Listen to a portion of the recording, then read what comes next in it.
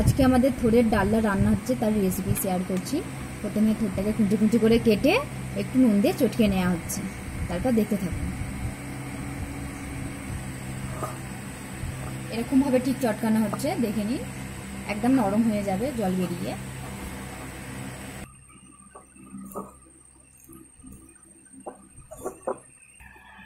দেখুন 5 মিনিট চটকানোর পর এরকম জল বেরোচ্ছে, মানে এটা একদম নরম হয়ে গেছে, রান্নার জন্য রেডি। চলুন নুনটা জ্বালি। একটু ছেঁকে তুলে রাখলাম থোড়গুলো, আর এখানে একটু আছে ভেজানো ছোলা, একটু আলু কুচি, আর একটু আদা জিরে বাটা। আসুন, আলুটা প্রথমে দিয়ে দিলাম তেলেতে।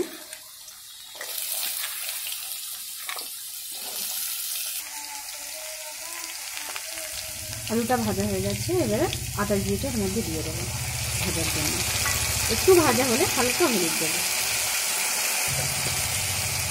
হালকা হলুদ, একটু হালকা লঙ্কা দেবো,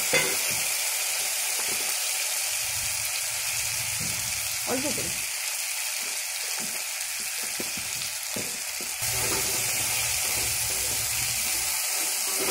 ভালো করে একটু কষিয়ে নিতে হবে, তারপরে লবণ।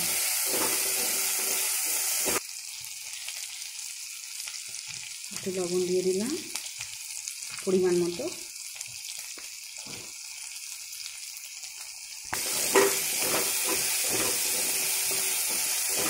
একটু নেড়েই থোড়গুলো দিয়ে দেবো, থোড়গুলো দিয়ে দিলাম, ছিঁকে রাখা থোড়গুলো একটু ভেজে নেব।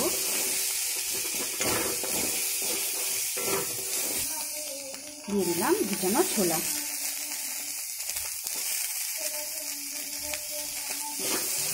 তার উপর দিয়ে দেবো দুটি তেজপাতা।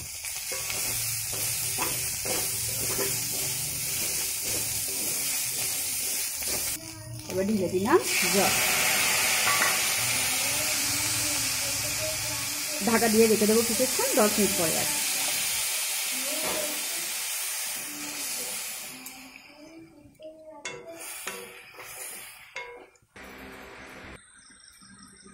দশ মিনিট পরে ফিরে এলাম, খুব সুন্দর গন্ধ বেরোচ্ছে।